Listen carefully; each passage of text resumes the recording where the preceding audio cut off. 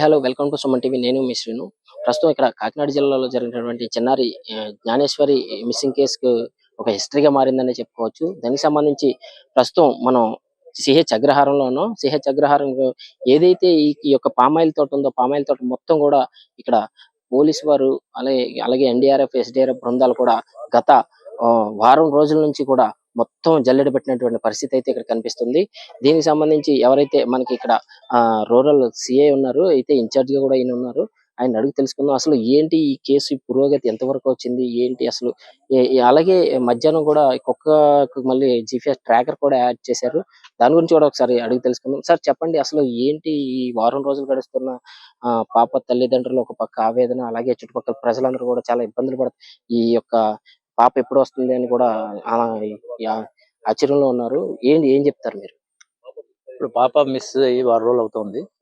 ఈ మిస్సింగ్ కారణాలు 2 విషయాలుగా మేము ఒక నిర్ణయానికి వచ్చాం. ఒకటి, పాపని ఎవరైనా ఆల్ ఆఫ్ సడన్ ఎవరైనా స్ట్రేంజర్స్ ఒంటరిగా ఉంది కాబట్టి తీసుకెళ్లి పెంచుకుందామనో లేదా ఏదైనా అమ్ముకుందామనో సంథింగ్ ఏదైనా విషయంతో తీసుకెళ్లి ఉండాలి.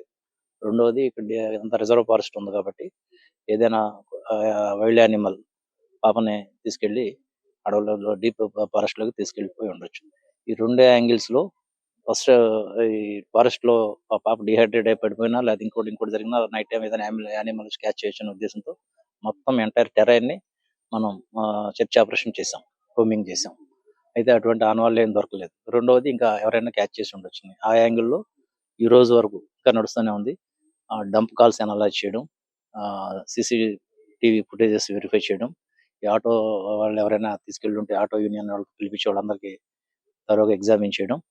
అదే విధంగా ఆ రోజు ఈ లొకాలిటీలో ఈ టవర్ ఏరియాలో ఎవరైతే పాస్ ఆన్ అయ్యారో, ఎవరైతే సంచరించారో మొత్తం వాళ్ళందరినీ జల్లెడ పెట్టి వాళ్ళ ఫోన్ నెంబర్లు తీసుకుని వాళ్ళు ఇండివిజువల్ గా వాళ్ళతో మాట్లాడి ఆ కామన్ నెంబర్స్ ఏవైతే ఉన్నాయో, రూరల్ విలేజ్ ఇక్కడ పనిచేసే వాళ్ళు వాళ్ళే కాకుండా బయట నుంచి వచ్చే వాళ్ళు ఎవరైతే ఉన్నారో వాళ్ళందరూ ఇంచుమించు 45 మందిని పర్సనల్ గా పిలిపించి వాళ్ళతో మాట్లాడి స్టేట్మెంట్ రికార్డ్ చేయడం జరిగింది.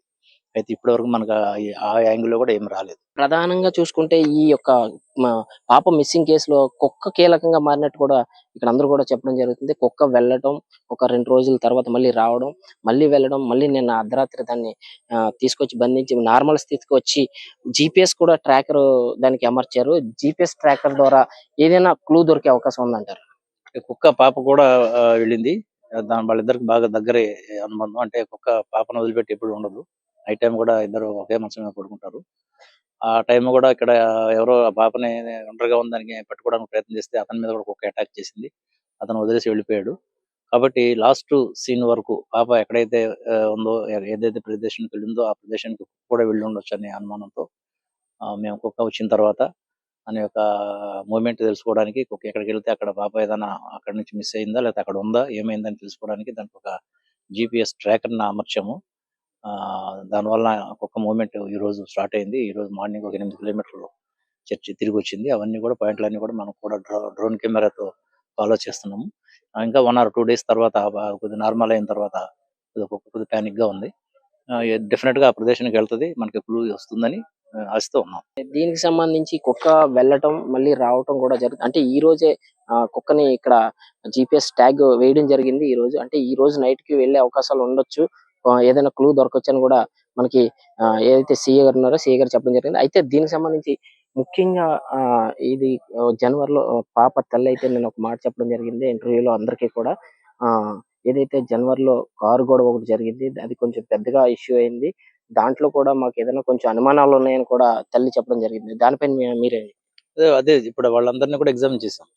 వాళ్ళు ఆ రోజు కానీ అంతకు 2-3 రోజుల ముందు కానీ 3వ తారీఖు నుంచి కూడా ఇక్కడ ఏమైనా వచ్చి ఉన్నారా, ఏమైనా రెక్కీ చేశారా, ప్రీ ప్లాన్డ్ గా ఏమైనా కిడ్నాప్ ప్లాన్ చేశారా అన్న దాని మీద వాళ్ళకున్న సెల్ ఫోన్లన్నీ కూడా ఇక్కడ డంప్ లో పెట్టి మొత్తం వెరిఫై చేసాం. అయితే గత 6 నెలలుగా ఈ గణేష్ ఈ పాప తండ్రితో గానీ ఈ ఫ్యామిలీతో గానీ ఇక్కడికి రావడం కానీ గత 6 నెలల నుంచి మనకి ఇక్కడ కనిపించలేదు.